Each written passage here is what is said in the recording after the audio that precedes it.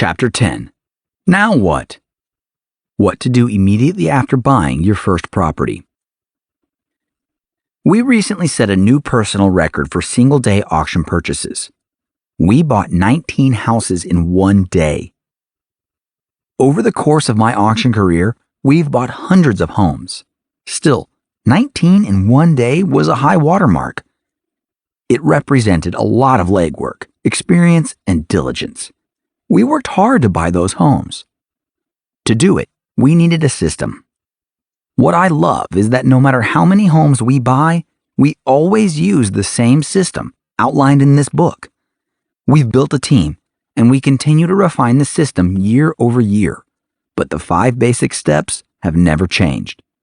We build and filter a list, drive by the houses, analyze the numbers, check the title, and then go to auction and bid. That's it.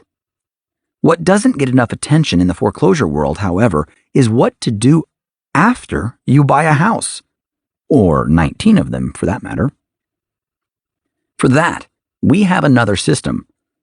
Like our 5 steps, it's repeatable, it's reliable, and it works, whether you've just bought your first house at auction or your first dozen. Check the receipt. After a successful bid, the trustee gives you a receipt. When you receive that receipt, you should immediately do 2 things. Take a picture of it and check the details. The receipt won't show you the property address. Don't worry, that's normal. But it will show the borrower's name, the trustee's name, how much you paid for the property at auction, and how much you gave the trustee. It will also indicate the vesting, which indicates who will actually own the property. For example, if you have someone bidding on your behalf at auction, or the title of the property will be in a different name than the person bidding, the vesting specifies that. Your job is to verify the details. Be very diligent. Make sure the numbers are right. Make sure the spelling is correct. Double check that the check amounts on the receipt match the checks you gave the trustee. Take your time and don't feel pressured by the people around you. For the moment, this is the only evidence that you just spent a significant sum of money on a house that you've probably never seen the inside of. These details will also be used to transfer the deed, as well as issue any refund you may be entitled to. Refunds are common, since most of the time you won't have the exact amount in cashier's checks. While it is possible to change the details later, it can be time-consuming and difficult. Getting it right the first time is so much easier. Head to the property. Hey, congratulations! You just bought a house! The first thing you'll want to do when you leave the auction is go see your new asset. This is about more than just the sheer excitement of having bought your first property at auction. You'll need to sort out a few details. There are 2 possible scenarios at your new property.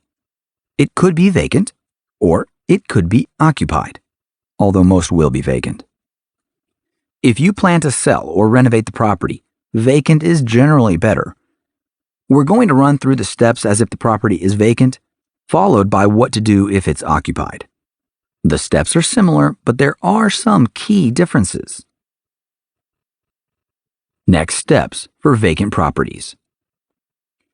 If you still aren't sure whether your house is vacant, refer back to the drive-by chapter. There are a number of tips there to help you out. Even if you are confident that the property is vacant, it's always good policy to knock on the door when you first arrive, just in case. Assuming the place is indeed empty, here are the steps you'll follow. We'll go through each in turn. 1. Gain access and secure the property. 2. Take photos and create your master task and trade list. 3. Contact your insurer. 4. Turn on the utilities. 1. Gain access and secure the property. Your first job on arrival is to gain access and secure the house as your own. You'll rarely have the keys to a property, and while it's not uncommon for a vacant home to be unlocked, more often than not, you're going to need a locksmith to help you get in. Once you do get access, make sure you or the locksmith do the following.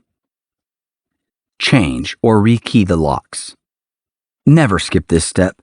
Even if you have keys to existing locks, you have no idea how many keys are out there or who has them, so do not skip this step. Add a lockbox. Once you have your new keys to your new lock, add a lockbox to store a set in. This will be invaluable for access for tradespeople and contractors. It'll also save you untold trips to the house, as well as the hassle of cutting a pile of extra keys that you'll quickly lose track of. Unplug the garage door opener. Really, while it rarely happens, a former tenant or owner may still have the remote for the garage door, which can give them access to the house even after you rekey the locks. Simply unplug the opener itself. Secure the windows and doors. Make sure the windows, patio doors, and any other access points are locked. You can use pieces of wood to secure sliding doors and windows in the short term. 2.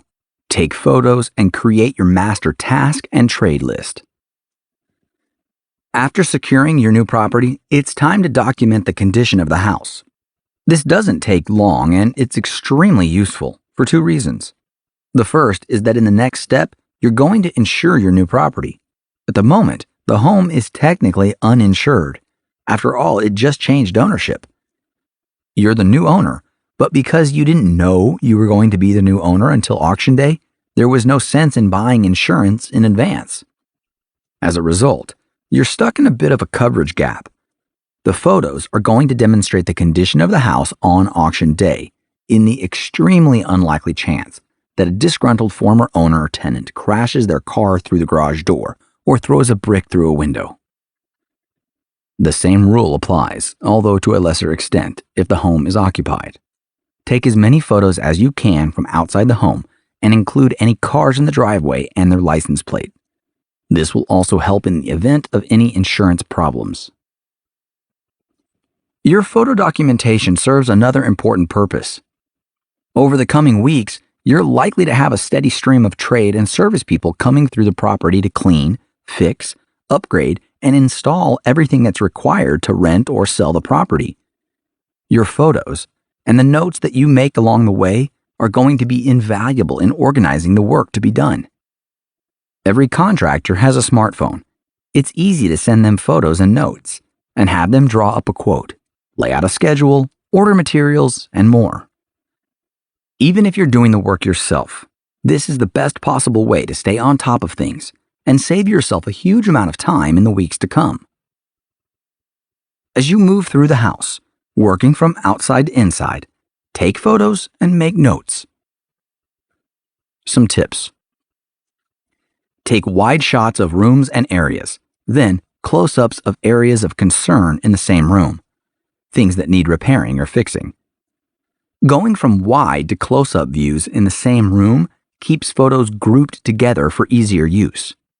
Take an overall picture of the master bedroom, for example, followed by a close-up of a broken light switch or a hole in the drywall. Don't forget to include photos of HVAC systems, electrical panels, utility meters, and appliances, and note their sizes. You'll use these for insurance and for setting up utilities at a later step. Get photos of the plates or labels that show the model and serial numbers. Create a master scope of work list as you go and note the relevant trades, trash removal, paint, HVAC, and so on. Check that things work. Lights, fans, appliances, heating and cooling systems, etc. Now is the perfect time to do this. Don't wait. Done right, your photo tour and master list will save you innumerable misunderstandings, forgotten to-dos, and unnecessary trips to the property. Note: you can download our photo document guide as well as a scope of work template at biggerpockets.com/foreclosure bonus. 3. Contact your insurer. It's critical to note that you just bought a house that is now not insured. One of your first jobs is to fix that. Many buyers will call their insurance company en route to the house, but often you'll need some of the information you've gathered from your photo tour and inspections. For the first-time auction buyer, the easiest place to find insurance is through the same provider that handles your home. You'll be a trusted client, the rates will probably be fair, and you can get things happening quickly. You'll also be able to plan the process in advance with them by calling before the auction and asking what the process is for insuring another home. Vacant property tends to be slightly more expensive to insure than occupied property. If you're not yet sure of occupancy, consider it occupied from an insurance perspective. The greatest insurance risk in the short term, and it's not very big, is from an occupant damaging or stealing something after you take possession. Even if they do it by accident, a house that burns to the ground after auction is your house. You want it insured. 4. Turn on the utilities. Now that your property is insured, it's time to get the lights on.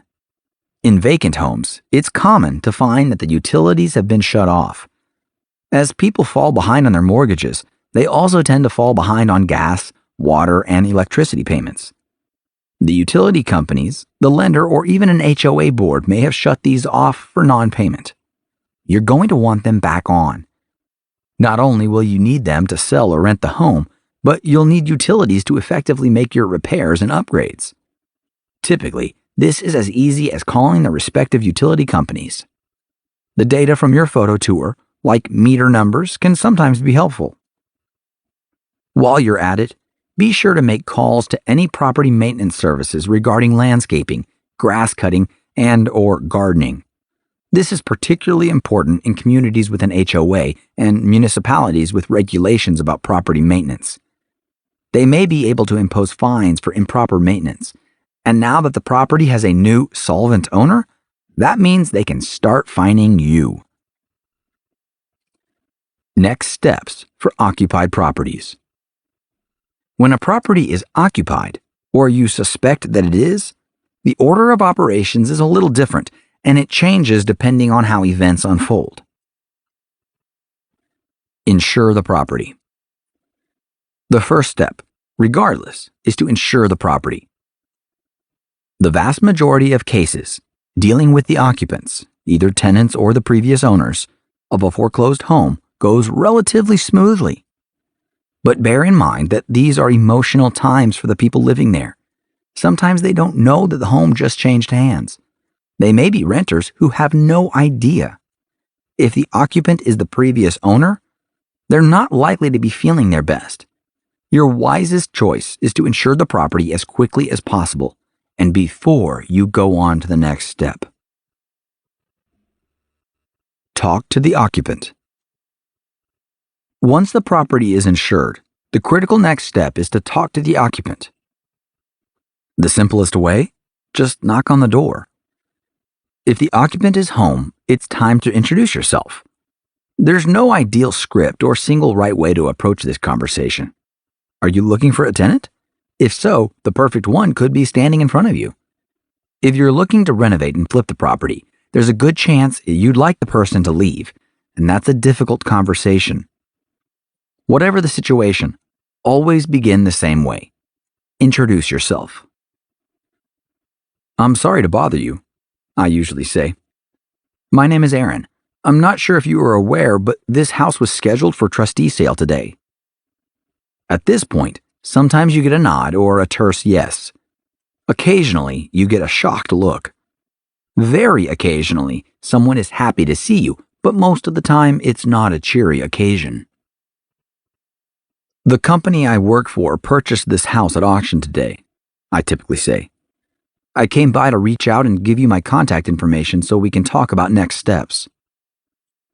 Once you've made contact, the critical pieces of information you want to know are: did the occupant know this was coming? This question helps you gauge the situation. If this is a shock, they're going to need more time. It also helps to move the conversation forward in a positive way. What you're looking for in all cases is a productive conversation. Having some sympathy and understanding for their situation is a great place to start. Is the occupant a tenant or the former owner? This question helps you determine the next steps as well. If the occupant is a tenant, one of the first things we'll tell them is to not pay the previous landlord any more rent. If they have a legal lease at market value with a third party, as opposed to, say, a dirt cheap rental from a family member, you'll have to honor that lease for at least 90 days in many states. Does the occupant have plans for where they're going next? This is the big one. If they have a plan, and hopefully they do, you can support them. If they don't, they're going to need a plan. In all cases, this is a conversation. You want it to be friendly, but firm and clear. Every situation is different. Sometimes people are angry, maybe not at you specifically, but that anger might be directed at you. The best advice I can give is to listen. The more empathetic and understanding you can be, the more likely you are to come up with a win-win scenario.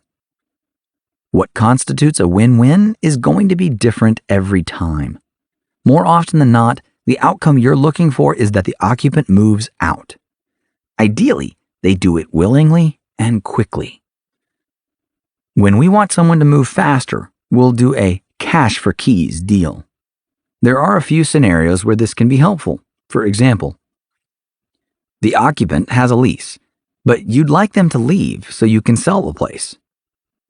The rent is so low that you need them to leave so you can renovate and bring in higher paying tenants.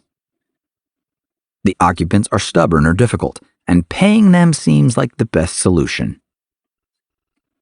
Regardless, cash for keys is basically paying someone to leave, and there are a couple of things to remember. This is a business decision. You should be spending the money because it will save or earn you money. Perhaps paying the occupant is cheaper than the eviction process. Maybe it can speed up the flipping process, so you spend less money on financing. Whatever the scenario, do not pay cash for keys unless doing so benefits you. Get it in writing. Use an agreement signed by both parties that states the terms, that you've agreed not to evict them and they've agreed to leave by a certain date, and you've agreed to cover their costs by a specified amount. You can find a cash for keys sample agreement on the resource site. If the occupant isn't home. If the occupant doesn't answer the door, your next step is to leave a hello letter. The hello letter is a short and polite note. In it, you identify yourself and let the contact know that you bought the property at auction that day and ask them to please call you to discuss next steps. Tape it to the door or tuck it in the door handle. Then, take exterior photos as if the place were unoccupied. Knock on neighbors' doors to try to learn more about the occupancy status. If you don't hear back from the occupant, return the next day and check to see whether the hello letter is still there. If the letter is still there, give the occupant a couple more days. Come back each day and check again. After 3 days, if we've had no response from the occupant and the letter is still there, our next step is to call a locksmith and gain access to the property by rekeying the back door. The reasoning is this. If we do the back door first and discover the place is empty, we can proceed with all the steps we previously outlined that apply to a vacant home. The plan at this point is the same. If, however, we rekey the back door and it's obvious the place is occupied, we take pictures to show the work we did on the door, then leave and lock the door behind us. Next, we leave a different note on the front door describing what we've done, that we entered the property, found there were still possessions there, and left. Occasionally, people pass away or simply move and leave all their possessions. In those cases, if you believe there are possessions of value, you're required to store them for a certain amount of time. The rules vary from state to state, but typically, you pay to move the material and store it at a facility for a period during which the owner can reclaim their possessions by paying you the storage and moving fees. Rekeying the back door when you're not sure whether the place is occupied may seem awkward, but it's a step you have to take. Most of the time, you'll already have a good idea of the occupancy status from talking to neighbors and looking around. Of the thousands of homes I've bought at auction, I've come across only a couple where we rekeyed the back door and were surprised to find it's still occupied. Eviction. Sometimes people simply won't move on. You might speak with the occupant and they refuse to move out, or the occupant may simply refuse to respond to you at all. In either case, your next step is to start the eviction process. Every state has its own rules for eviction, and they can vary widely. Texas and California, for example, have very different approaches to landlord-tenant law. Regardless of where you live, it's best to contact an attorney who specializes in eviction law for the area you're buying in. You can and should do much of this legwork in advance by contacting attorneys to understand the eviction process, including timelines and fees. It's much easier to deal with occupants on things like cash for keys when you know exactly how much the alternative costs. You can also easily find the eviction process information for your county with a quick online search. Here's a possible scenario for someone who refuses to respond to your request to talk to them. You knock on the door. No answer. You leave a hello letter. You return a few days later. You leave another hello letter. You wait a couple more days, then leave a move-out notice on the door. This is typically a notice to vacate the property in 3 to 5 days, depending on the state. Note: once you've had an attorney prepare this document, you can prepare one yourself using the same language if you need another in the future. At this point, we find that about half the occupants will call. They know you're getting serious. When they do, you can have the conversation you wanted to have if they had just answered the door in the first place. If they don't respond to the notice to vacate, you move on with eviction proceedings according to local law. Typically, the eviction has to be granted or approved by a judge. Then the eviction date is scheduled with a sheriff or constable. They'll place a notice on the door a few days prior to the eviction date that lets the occupants know they'll be forcibly removed if they are still there. This can take anywhere from a few weeks to a few months, depending on the law, the courts, and the local law enforcement. Of the many evictions we've done, only 3 or 4 times have people refused to leave on their own after receiving the notice to vacate. At that point, they know things are serious. Typically, you'll arrive at the house with the sheriff to find it already vacant. Bring a locksmith with you. Law enforcement won't gain you entry to the house. The locksmith changes the locks, and the sheriff or constable will go through the house to make sure it's safe and empty. At that point, the property is yours. Call the insurance company to change that status from occupied to vacant. Then you can start the process you normally go through with a vacant property: securing the house, taking photos, and so on. The occupants may have left belongings, in which case you'll have to schedule a time for them to claim their items if they wish. Depending on the state, your timeline, and the amount of stuff, you may have to pay to move it to storage. Eviction is something you can usually do almost entirely on your own, with the exception of the local sheriff or constable coming to the house to ensure that the occupants leave. Whether you choose to perform all the necessary steps yourself or use an attorney to help is up to you. Like many other decisions, it's based on time and money and how much you want to spend of each. Eviction is a worst-case scenario. No one wants it. It's expensive and time-consuming. So you're usually better off paying someone to move, simply to speed things up and cut overall costs. The night of the auction. Partner update. The evening of the day you buy your property is a great time for one last administrative task. If you have partners, investors, or lenders, send out a celebratory email to update them. After all, you've got great news. Put the property address in the subject line, and in the body of the email, give them the details of the transaction, including how much you paid, the refund expected, and any relevant information you obtained from securing the property and speaking with the occupants. It's a moment to celebrate and an excellent time to capture the details of the day, it also positions you as an effective steward for investment partners. Investors love someone who's organized and communicative. Be that person. A week or so later. Title recording.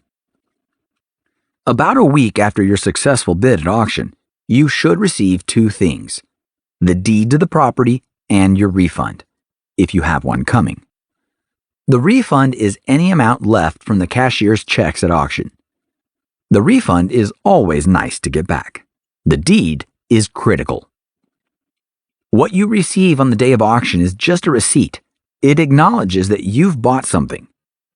But technically, what you've really bought is someone's unpaid debt. Loans are foreclosed on, not properties. After a few days, the trustee who sold you that foreclosed loan will send you a trustee's deed. That document stipulates the property is being transferred from the prior owner to the new one, you. Here's the important part. Although the deed has your name on it and is a legal document, many times it hasn't officially been recorded anywhere yet. The deed is simply a document from a lawyer's office that's been sent to you. The tax records haven't been updated. The utility records haven't been updated. As far as they're concerned, the previous owner is still the owner of record. As soon as you receive the trustee's deed in the mail, it's time to make one last run to the county recorder's office to record the transfer. Double-check the deed. Make sure the details and the spelling are 100% accurate. In some areas, the deed you receive will already be recorded. Check yours. It should indicate whether it's recorded or unrecorded. Recorded deeds may take longer to arrive. Although you won't have to take them to the county clerk to record them, you still have to check them carefully for errors. Don't drag your heels. In theory, there's a gray area between when you buy the property at auction and when the deed is recorded. In the unlikely event that someone files a lawsuit during that period, things can get messy. Promptly recording your deed is just good policy. If you find errors in the deed or don't receive your deed or refund, go back to the auction receipt and call the office of the trustee who sold the foreclosure to you to resolve the errors. Once you've recorded the deed and deposited your check, you're done. You've finalized your ownership of the property. Congratulations. Disclose, disclose, disclose. If you're investing in foreclosures in order to renovate and then resell properties, there's one important thing to remember. A good realtor will tell you to always disclose any uncertainties, past troubles, or oddities on any property you sell. This is particularly true with properties bought at auction. In the world of foreclosures, you're selling something you've never lived in, set foot in, or in cases like ours, something you've never even seen. Not only that, but you're clearly buying a property that has a less than typical past, one that you often know very little about. All these things combine to create a situation ripe for blowback, unless you disclose them. In other words, if you're flipping the house you just bought at auction, don't hide that fact. Disclose everything you know, including how you purchased the house. Disclose, disclose, disclose. The elephant in the room. Let's take a look at the big picture of our process so far. At this point, you know everything you need to know to analyze, bid on, and buy a house at auction. You know how to keep your cool at auction, how to take possession of the house after a successful bid, and how to take care of the final details to ensure the property is yours to do with as you see fit. So, what's stopping you? For many people, there's one final barrier. It's the elephant in the room that we've been studiously ignoring. Auctions take cash. What if you don't have any? It's a reasonable question. Most people don't have 6 figures in extra cash just lying around.